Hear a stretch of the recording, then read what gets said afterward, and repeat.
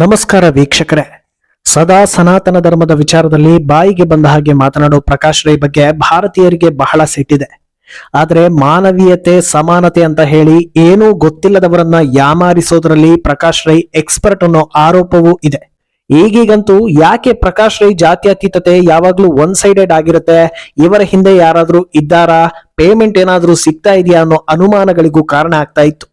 ಈ ಅನುಮಾನಗಳು ನಿಜ ಆಗೋ ಸಮಯ ಬಂದೇ ಬಿಟ್ಟಿದೆ. ಪ್ರಕಾಶ್ ರೈಗೆ ಯಾರ ಕೃಪಾ ಕಟಾಕ್ಷ ಇದೆ ಅನ್ನೋದು ಲೈವ್ ನಲ್ಲೇ ಸಾಬೀತಾಗಿದೆ. ಪವನ್ ಕಲ್ಯಾಣ್ರನ್ನ ರೈ ಟಾರ್ಗೆಟ್ ಮಾಡಿದ್ಯಾಕೆ, ಉದಯನಿಧಿ ಫೇವರೇಟ್ ಆಗಿದ್ಯಾಕೆ, ಎಲ್ಲದಕ್ಕೂ ಉತ್ತರ ಸಿಗ್ತಾ ಇದೆ. ಈ ಮಧ್ಯೆ ಸಿನಿಮಾದಲ್ಲೂ ಪ್ರಕಾಶ್ ರೈ ಕಾಂಟ್ರವರ್ಸಿ ಮುಂದುವರೆದಿದ್ದು ನಿರ್ಮಾಪಕರೊಬ್ಬರಿಗೆ 1 ಕೋಟಿ ಲಾಸ್ ಮಾಡಿರೋ ಆರೋಪ ಕೇಳಿ ಬರ್ತಾ ಇದೆ. ಇದೆಲ್ಲವನ್ನ ಒನ್ ಬೈ ಒನ್ ವಿವರಿಸ್ತಾ ಹೋಗ್ತೀವಿ. ಈ ವಿಡಿಯೋವನ್ನ ತಪ್ಪದೆ ಕೊನೆ ತನಕ ನೋಡಿ. ಅದಕ್ಕೂ ಮುನ್ನ ಮೀಡಿಯಾ ಮಾನ್ಸ್ಟರ್ ಚಾನಲ್ ಅನ್ನ ತಪ್ಪದೆ ಸಬ್ಸ್ಕ್ರೈಬ್ ಮಾಡಿ. ಅಬ್ಬಬ್ಬಾ, ಅದೆಂತ ಸದ್ಗುಣ, ಅದೆಂತ ಬುದ್ಧಿವಂತಿಕೆ, ಅದೆಂತ ಮಾನವೀಯತೆ. ವಿಚಾರವಂತ ಅಂದ್ರೆ ಅದು ಪ್ರಕಾಶ್ ರೈ ತರ ಇರಬೇಕು ಅಂತ ಹಾಡಿ ಹೊಗಳೋ ಜನರು ಭಾರತದಲ್ಲಿ ಇರೋದಕ್ಕೆ ಅಚ್ಚರಿ ಏನೂ ಇಲ್ಲ. ಆದ್ರೆ ಪ್ರಕಾಶ್ ರೈ ಸಮಾನತೆ ಯಾವಾಗ್ಲೂ ಕೆಲ ಧರ್ಮಗಳಿಗೆ ಮಾತ್ರ ಸೀಮಿತ ಆಗೋದು ಯಾಕೆ ಅನ್ನೋದು ಮೊದಲಿನಿಂದಲೂ ಜನರಲ್ಲಿರೋ ಪ್ರಶ್ನೆ. ಒಬ್ಬ ಅಮಾಯಕ ಮುಸ್ಲಿಂ ಮೇಲೆ ಹಲ್ಲೆ ಆದ್ರೆ ಅದನ್ನ ಪ್ರಶ್ನೆ ಮಾಡೋದು, ನ್ಯಾಯ ಕೊಡಿಸೋದು ಪ್ರತಿಯೊಬ್ಬ ಭಾರತೀಯನ ಜವಾಬ್ದಾರಿ. ಒಬ್ಬ ಅಮಾಯಕ ಕ್ರಿಶ್ಚಿಯನ್ ಮೇಲೆ ಹಲ್ಲೆ ಆದ್ರೆ ಅದನ್ನ ಪ್ರಶ್ನೆ ಮಾಡಿ ನ್ಯಾಯ ಕೊಡಿಸೋದು ಕೂಡ ಪ್ರತಿಯೊಬ್ಬ ಭಾರತೀಯನ ಜವಾಬ್ದಾರಿ. ಅದೇ ರೀತಿ ಒಬ್ಬ ಅಮಾಯಕ ಹಿಂದೂ ಮೇಲೆ ದಾಳಿ ಆದ್ರೆ, ಮೊದಲಿಬ್ಬರ ಬಗ್ಗೆ ಅತೀವ ಕಾಳಜಿ ಹೊಂದಿರೋ ಪ್ರಕಾಶ್ ರೈಗೆ ಹಿಂದೂಗಳ ಮೇಲೆ ಯಾಕೆ ದ್ವೇಷ ಅನ್ನೋದೇ ಜನರ ಪ್ರಶ್ನೆ. ಅದಕ್ಕೆ ಉತ್ತರ ಅವರ ಬಾಯಲ್ಲೇ ಬಂದಿದೆ, ಅದು ಕೂಡ ಲೈವ್ ನಲ್ಲಿ. ಪ್ರೆಸ್ ಮೀಟ್ ಒಂದರಲ್ಲಿ ಮಾಧ್ಯಮದ ಮುಂದೆ ಮಾತನಾಡೋ ಪ್ರಕಾಶ್ ರೈ ಕಂಪ್ಲೀಟ್ ಆಗಿ ಸನಾತನ ಧರ್ಮ, ಬಿಜೆಪಿ ಹಾಗೂ ಹಿಂದುತ್ವದ ವಿರುದ್ಧ ಮಾತನಾಡ್ತಾ ಇರ್ತಾರೆ. ಈ ಹೊತ್ತಲ್ಲಿ ಪಕ್ಕದಲ್ಲಿದ್ದ ಡಿಎಂಕೆ ಲೀಡರ್ ಬಳಿ ಕಿವಿಯಲ್ಲಿ ಬಂದು ಮೆತ್ತಗೆ ನಾನ್ ಸರಿಯಾಗಿ ಮಾತಾಡಿದ್ನ ಅಂತ ಕೇಳ್ತಾರೆ. ಅದಕ್ಕೆ ಆ ವ್ಯಕ್ತಿ, ಹಾ ಎಲ್ಲಾ ಸರಿ ಇದೆ, ಚೆನ್ನಾಗೆ ಮಾತಾಡಿದ್ರಿ, ಇನ್ನೊಂದು ಸ್ವಲ್ಪ ಸಿಎಂ ಅನ್ನ ಹೊಗಳಬೇಕು, ಸ್ಟಾಲಿನ್ ಒಳ್ಳೊಳ್ಳೆ ಯೋಜನೆಗಳನ್ನೆಲ್ಲ ತಂದಿದ್ದಾರೆ ಅನ್ನೋದನ್ನೆಲ್ಲ ಹೇಳಿ ಅಂತ ಹೇಳ್ತಾ ಸಲಹೆಯನ್ನ ಕೊಡ್ತಾ ಹೋಗ್ತಾನೆ. ಅಂದಹಾಗೆ ಪ್ರಕಾಶ್ ರೈ ಇದನ್ನ ಕಿವಿಯಲ್ಲಿ ಹೇಳಿರೋದು ಅಂತ ಅಂದ್ಕೊಂಡಿದ್ರು. ಮಾಧ್ಯಮಗಳ ಬಳಿ ಒಳ್ಳೆ ಕ್ವಾಲಿಟಿ ಮೈಕ್ ಇರೋದ್ರಿಂದ ಎಲ್ಲವೂ ಹಾಗೆ ರೆಕಾರ್ಡ್ ಆಗಿದೆ. ಪ್ರಕಾಶ್ ರೈ ಮಾತುಗಳು, ರೈಗೆ ಸಲಹೆ ನೀಡೋ ವ್ಯಕ್ತಿಯ ಮಾತುಗಳು ನೀಟಾಗಿ ರೆಕಾರ್ಡ್ ಆಗಿದ್ದು ದೇಶಾದ್ಯಂತ ವೈರಲ್ ಆಗ್ತಾ ಇದೆ.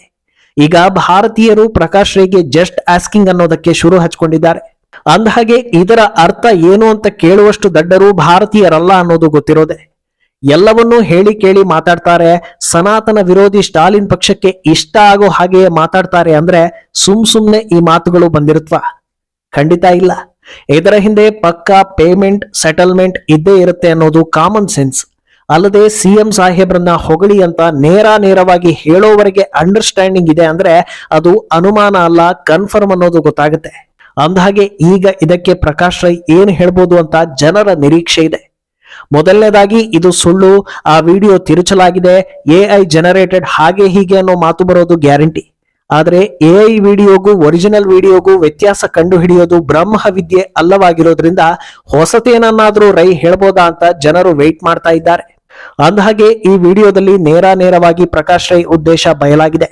ಅದರ ಜೊತೆಗೆ ಇತ್ತೀಚೆಗೆ ತಮಿಳುನಾಡು ಮಾಜಿ ಸಿಎಂ ಮೊಮ್ಮಗ, ಸಿಎಂ ಪುತ್ರ ಡಿಸಿಎಂ ಉದಯನಿಧಿ ಸ್ಟಾಲಿನ್ ಬಗ್ಗೆಯೂ ಪ್ರಕಾಶ್ ರೈ ಹೊಗಳಿಕೆ ಮಾತುಗಳು ಹೆಚ್ಚಾಗ್ತಾ ಇವೆ. ಲಡ್ಡು ವಿಚಾರದಲ್ಲಿ ಅನಾವಶ್ಯಕವಾಗಿ ಮದ್ಯ ಬಾಯಿ ಹಾಕಿ ಭಾರತೀಯರ ಪಾಲಿಗೆ ಪ್ರಕಾಶ್ ರೈ ವಿಲನ್ ಆಗಿದ್ದಾಯ್ತು. ತಮಿಳುನಾಡಲ್ಲಿ ಡಿಎಂಕೆ ಹಾಗೂ ಡಿಎಂಕೆ ಬೆಂಬಲಿಗರಿಗೆ ಹೀರೋ ಆಗಿರೋ ಪ್ರಕಾಶ್ ಆಂಧ್ರ ಡಿಸಿಎಂ ಪವನ್ ಹಾಗೂ ಉದಯನಿಧಿಯನ್ನ ಕಂಪೇರ್ ಮಾಡಿ ಮಾತಾಡ್ತಾ ಇದ್ದಾರೆ. ಡಿಸಿಎಂ ಪವನ್ ಸನಾತನ ಧರ್ಮವನ್ನ ಕಾಪಾಡ್ತೀನಿ ಅಂತಾರೆ, ಆದ್ರೆ ಡಿಸಿಎಂ ಉದಯನಿಧಿ ಸಮಾನತೆಯನ್ನ ಕಾಪಾಡ್ತೀನಿ ಅಂತಾರೆ. ನನ್ನ ಬೆಂಬಲ ಯಾವತ್ತಿದ್ರೂ ಉದಯನಿಧಿಗೆ ಇರುತ್ತೆ ಅನ್ನೋದನ್ನ ಹೇಳಿದ್ದಾರೆ. ಇದು ಪೇಮೆಂಟ್ ಆಗಿದೆ ಅನ್ನೋದಕ್ಕೆ ಇನ್ನೊಂದು ಸಾಕ್ಷಿ ಅಂತಲೇ ಚರ್ಚೆ ಆಗ್ತಾ ಇದೆ. ಕೇವಲ ಸಿಎಂ ಹೊಗಳೋದಕ್ಕೆ ಮಾತ್ರವಲ್ಲ, ಪುತ್ರ ಡಿಸಿಎಂ ಅನ್ನ ಬೇರೆ ಹೊಗಳ್ತಾ ಇರೋದ್ರಿಂದ ದೊಡ್ಡ ಮಟ್ಟದಲ್ಲೇ ಪ್ಯಾಕೇಜ್ ಸಿಕ್ಕಿರಬಹುದು ಅನ್ನೋದು ಕೆಲವರ ಲೆಕ್ಕಾಚಾರ. ಅಂದಹಾಗೆ ಈ ಪೇಮೆಂಟ್ ವಿಚಾರಕ್ಕೆ ಇನ್ನೂ ಒಂದು ದೊಡ್ಡ ಉದಾಹರಣೆ ಸಿಕ್ಕಿದೆ. ಅದೇನಂದ್ರೆ ಸ್ಟಾಲಿನ್ ಕುಟುಂಬದ ಒಡೆತನದ ಸನ್ ನ್ಯೂಸ್ ನಲ್ಲಿ ಪ್ರಕಾಶ್ ರೈ ಸಂದರ್ಶನ ಮಾಡಲಾಗುತ್ತೆ. ಪವನ್ ಕಲ್ಯಾಣ್ ಮಾತುಗಳು ನ್ಯಾಷನಲ್ ವೈಡ್ ವೈರಲ್ ಆಗಿ ದೊಡ್ಡ ರೆಸ್ಪಾನ್ಸ್ ಸಿಗ್ತಾ ಇರುತ್ತೆ. ತಮಿಳುನಾಡು ಸೇರಿ ಸಮಸ್ತ ಹಿಂದೂಗಳು ಒಗ್ಗಟ್ಟಾಗ್ತಾ ಇದ್ದ ಹಾಗೆ ಸ್ಟಾಲಿನ್ಗೆ ಟೆನ್ಷನ್ ಶುರುವಾಗಿದೆ. ಅದರಲ್ಲೂ ತಂತಿ ಟಿವಿ ಪವನ್ ಕಲ್ಯಾಣ್ ಸಂದರ್ಶನ ಮಾಡಿದ್ರಿಂದ ತಮಿಳುನಾಡಿನ ಬಹುತೇಕರಿಗೆ ಅವರ ಪರಿಚಯ ಆಗಿದೆ. ಜೊತೆಗೆ ಅವರ ಸನಾತನ ಹಾಗೂ ರಾಜಕೀಯ ಜ್ಞಾನವನ್ನ ಕಂಡು ಜನರು ಫಿದಾ ಆಗಿದ್ದಾರೆ.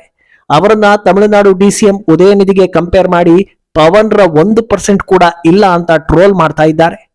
ಇದನ್ನ ಡಿಫೆಂಡ್ ಮಾಡೋದಕ್ಕೆ ಪ್ರಕಾಶ್ ರೈನನ್ನ ಮುಂದೆ ಬಿಡಲಾಗಿದೆ ಅನ್ನೋ ಟಾಕ್ ಕೂಡ ಶುರುವಾಗಿದೆ. ಅಂದ್ಹಾಗೆ ಪ್ರಕಾಶ್ ರೈ ಇಂಟರ್ವ್ಯೂ ನೋಡಿದ್ಮೇಲೆ ಬಹುತೇಕರು ರೈ ಹೇಳೋದೇ ಸರಿ ಅಂತ ಮಾತಾಡ್ತಾ ಇದ್ದಾರೆ. ಅದಕ್ಕೆ ಕಾರಣ ಏನಂದ್ರೆ the way of hiding and convincing. Prakash Rai ಎಷ್ಟು ನಾಜೂಕಾಗಿ ಮಾತಾಡ್ತಾರೆ ಅಂದ್ರೆ ಆರಂಭದಿಂದಲೇ ಬಿಜೆಪಿ ಹಾಗೂ ಪವನ್ ದ್ವೇಷ ಹರಡಿಸ್ತಾ ಇದ್ದಾರೆ, ಇದೊಂದು ಚಿಕ್ಕ ವಿಚಾರ ಅಂತಲೇ ಶುರು ಮಾಡ್ತಾರೆ. ತಪ್ಪಾಗಿದ್ರೆ ತನಿಖೆ ಮಾಡ್ಲಿ ಅಂತ ಹೇಳ್ತಾರೆ. ಆಮೇಲೆ ತಪ್ಪೇ ಆಗಿಲ್ಲ, ಕಲಬೆರಿಕೆ ತುಪ್ಪ ಬಳಸಿಲ್ಲ, ಅದು ದೇವಸ್ಥಾನದ ಹೊರಗೆ ಸಿಕ್ಕಿದೆ ಅಂತ ಹೇಳ್ತಾರೆ.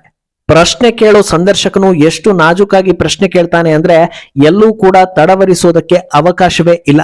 ಇದು ಪ್ರಶ್ನೆಗೆ ಉತ್ತರ ಇದ್ದ ಹಾಗೆ ಇಲ್ಲ, ಉತ್ತರಕ್ಕೆ ತಕ್ಕಂತೆ ಪ್ರಶ್ನೆಯನ್ನ ರೆಡಿ ಮಾಡಲಾಗಿದೆ ಅಂತ ಜನರು ಮಾತಾಡ್ಕೊಳ್ತಾ ಇದ್ದಾರೆ. ಅಂದಹಾಗೆ ಸೆಕ್ಯುಲಾರಿಸಂ ಬಗ್ಗೆ ಮಾತನಾಡಿದ್ದ ಪವನ್ ಎಲ್ಲಾ ಧರ್ಮದ ಬಗ್ಗೆ ಕ್ಲಿಯರ್ ಆಗಿ ತಮ್ಮ ಒಪಿನಿಯನ್ ಅನ್ನ ಹೇಳಿದ್ರು. ಆದ್ರೆ ಪ್ರಕಾಶ್ ರೈ ಎಷ್ಟು ಸೆಲೆಕ್ಟಿವ್ ಅಂದ್ರೆ ಕಾಂಗ್ರೆಸ್, ಡಿಎಂಕೆ ಹಾಗೂ ಇಂಡಿ ಒಕ್ಕೂಟದ ವೋಟ್ ಹೆಚ್ಚಿಸೋದಕ್ಕೆ ಯಾವೆಲ್ಲ ಅಂಶಗಳು ಬೇಕೋ ಅಷ್ಟನ್ನ ಮಾತ್ರ ತೆಗೆದುಕೊಂಡಿದ್ದಾರೆ ಅನ್ನೋ ಒಪಿನಿಯನ್ ಕೇಳಿ ಬರ್ತಾ ಇದೆ. ಇದೇ ಪ್ರಕಾಶ್ ರೈ ನಿಜವಾದ ಜಾತ್ಯತೀತ ಹಾಗೂ ಸಮಾನತಾವಾದಿ ಆಗಿದ್ರೆ ಬಾಂಗ್ಲಾ ಹಿಂದೂಗಳ ಬಗ್ಗೆ ಯಾಕೆ ಮಾತಾಡೋದಿಲ್ಲ? ಬಂಗಾಳದಲ್ಲಿ ವೈದ್ಯ ಮೇಲೆ ಅತ್ಯಾಚಾರ ಹಾಗೂ ಕೊಲೆ, ಸಂದೇಶ್ ಕಾಳಿ ಅತ್ಯಾಚಾರದ ಬಗ್ಗೆ ಯಾಕೆ ಮಾತಾಡೋದಿಲ್ಲ? ಕಾಶ್ಮೀರದಲ್ಲಿ ಪಂಡಿತರ ನರಮೇಧ ಆದಾಗ ಯಾಕೆ ಮಾತಾಡೋದಿಲ್ಲ? ಎಲ್ಲೆಲ್ಲಿ ಹಿಂದೂಗಳು ಸಂತ್ರಸ್ತರಾಗಿರ್ತಾರೋ ಆ ವಿಚಾರಕ್ಕೆ ಪ್ರಕಾಶ್ ರೈ ತಲೆ ಹಾಕೋದೇ ಇಲ್ಲ. ಇಂಥ ನೂರಾರು ಉದಾಹರಣೆಗಳು ಸಿಗ್ತಾನೆ ಹೋಗುತ್ತವೆ. ಬಾಯಿ ಬಿಟ್ರೆ ನಾನು ದೇವರನ್ನ ನಂಬೋದಿಲ್ಲ, ಮಾನವತಾವಾದಿ ಅಂತ ಹೇಳ್ಕೊಳ್ಳೋ ವ್ಯಕ್ತಿಗೆ ದೇವಸ್ಥಾನದ ವಿಚಾರ ಯಾಕೆ? ತಮ್ಮ ಪಾಡಿಗೆ ತಾವು ಇರ್ಬೋದಿತ್ತಲ್ವಾ? ಹಿಂದೂಗಳ ಸಮಸ್ಯೆಗೆ ಹಿಂದೂಗಳೇ ಪರಿಹಾರವನ್ನ ಹುಡುಕಿಕೊಳ್ತಾರೆ. ಪ್ರಕಾಶ್ ರೈಗೆ ಅಲ್ಲಿ ಏನು ಕೆಲಸ? ಪ್ರಕಾಶ್ ರೈ ಅವರ ಧರ್ಮದ ಬಗ್ಗೆ ಮಾತ್ರ ಯೋಚನೆ ಮಾಡ್ಲಿ, ಹಿಂದೂಗಳ ಬಗ್ಗೆ ಮಾತಾಡೋದು ಯಾಕೆ ಅನ್ನೋದು ಜನರ ಪ್ರಶ್ನೆ. ಇನ್ನು ಇದರ ಬೆನ್ನಲ್ಲೇ ಮತ್ತೊಂದು ದೊಡ್ಡ ಆರೋಪ ರೈ ಮೇಲೆ ಬಂದಿದೆ. ತಮಿಳಿನಲ್ಲಿ ಎನಿಮಿ ಹಾಗೂ ಮಾರ್ಕ್ ಆಂಟೋನಿ ಸೇರಿ ಹಲವು ಚಿತ್ರ ನಿರ್ಮಾಣ ಮಾಡಿರೋ ವಿನೋದ್ ಕುಮಾರ್ ಪ್ರಕಾಶ್ ರೈನಿಂದ 1 ಕೋಟಿ ಲಾಸ್ ಆಗಿರೋ ಬಗ್ಗೆ ಆರೋಪಿಸ್ತಾ ಇದ್ದಾರೆ.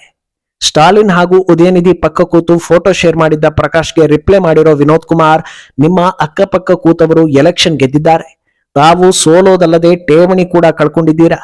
ಸಿನಿಮಾ ಸೆಟ್ನಿಂದ ಹೇಳದೆ ಕೇಳದೆ ನಾಪತ್ತೆಯಾಗಿ 1 ಕೋಟಿ ಲಾಸ್ ಮಾಡಿದ್ರಲ್ಲ, ಈಗಲಾದ್ರೂ ಅದಕ್ಕೆ ಕಾರಣ ಹೇಳ್ತೀರಾ? ಆಮೇಲೆ ನನಗೆ ಕಾಲ್ ಮಾಡ್ತೀನಿ ಅಂತ ಹೇಳಿದ್ದವರು ಇವತ್ತಿಗೂ ಕಾಲ್ ಮಾಡಿಲ್ಲ, ಜಸ್ಟ್ ಆಸ್ಕಿಂಗ್ ಅಂತ ಕೇಳಿದ್ದಾರೆ. ಇದಕ್ಕೆ ಈವರೆಗೆ ಪ್ರಕಾಶ್ ರೈನಿಂದ ಯಾವುದೇ ಪ್ರತಿಕ್ರಿಯೆ ಬಂದಿಲ್ಲ ಅಂತ ಹೇಳಲಾಗ್ತಾ ಇದೆ. ಇಷ್ಟು ವರ್ಷಗಳ ಕಾಲ ಸಿನಿಮಾ ಮಾಡಿ ಸೀನಿಯರ್ ಹಾಗೂ ಪಾಪ್ಯುಲರ್ ನಟ ಅಂತ ಅನ್ನಿಸ್ಕೊಂಡು ಬೇಸಿಕ್ ಜವಾಬ್ದಾರಿ ಇಲ್ವಲ್ಲ ಅಂತ ಎಲ್ಲರೂ ಮಾತಾಡ್ಕೊಳ್ತಾ ಇದ್ದಾರೆ. ಒಟ್ನಲ್ಲಿ ಪ್ರಕಾಶ್ ರೈ ತಾನು ಎಷ್ಟೇ ಬುದ್ಧಿವಂತ ಅಂತ ಹೇಳಿಕೊಂಡ್ರು ಭಾರತೀಯರಿಗೆ ದಡ್ಡರಂತೆಯೇ ಕಾಣಿಸ್ತಾ ಇದ್ದಾರೆ. ಹಿಂದೂ ವಿರೋಧಿ ಹಿಂದೂಗಳು, ಭಾರತ ವಿರೋಧಿ ಭಾರತೀಯರು, ಬಿಜೆಪಿ ವಿರೋಧಿಗಳು, ಇಂಡಿ ಒಕ್ಕೂಟದ ಅಭಿಮಾನಿಗಳು, ಸಂದರ್ಭ ನೋಡಿಕೊಂಡು ಕತೆ ಕವನ ಕಾರ್ಟೂನ್ ಬರೆಯೋ ಸ್ವಯಂ ಘೋಷಿತ ಮೇಧಾವಿಗಳಿಗೆ ಪ್ರಕಾಶ್ ರೈ ಫೇವರೇಟ್ ಅನ್ನೋದ್ರಲ್ಲಿ ಯಾವ ಅನುಮಾನ ಇಲ್ಲ ಅನ್ನೋದು ಜನರ ಅನಿಸಿಕೆ. ಈ ಬಗ್ಗೆ ನಿಮ್ಮ ಅಭಿಪ್ರಾಯವನ್ನ ತಪ್ಪದೆ ಕಾಮೆಂಟ್ ಮೂಲಕ ತಿಳಿಸಿ.